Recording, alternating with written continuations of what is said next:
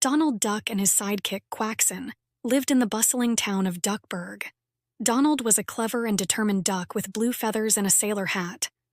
Quackson, on the other hand, was a mischievous yellow duckling with green feathers. They were known throughout Duckburg for their love of solving mysteries. One sunny day, as Daisy and Quackson were strolling through the park, they noticed something very strange. The familiar quacking sound that all ducks make had mysteriously vanished. "Quack, quack," Daisy exclaimed, but all she heard was silence.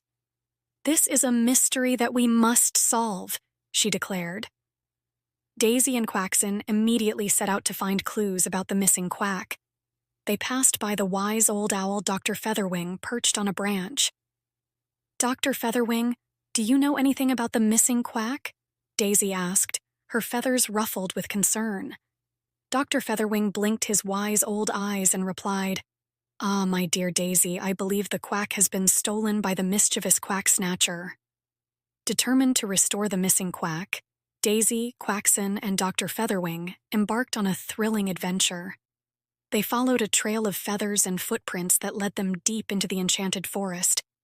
The forest was filled with towering trees and secret pathways, making it the perfect hiding place for the quack snatcher.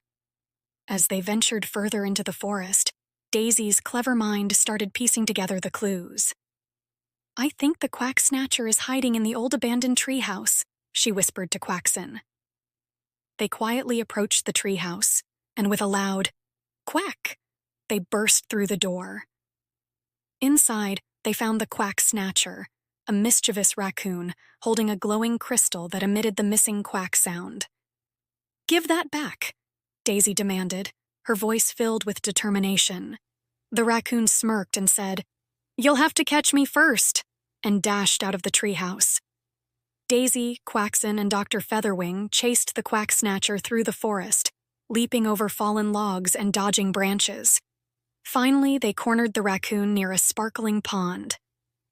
"Hand over the crystal now," Quackson demanded, puffing up his feathers. The raccoon sighed and reluctantly handed over the crystal. With the crystal safely in Daisy's wings, she gently placed it on the ground.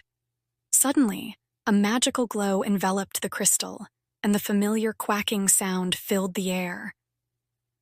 "Quack, quack," echoed through Duckburg, bringing smiles to the faces of all the ducks. Back in Duckburg, Daisy, Quackson, and Dr. Featherwing were hailed as heroes.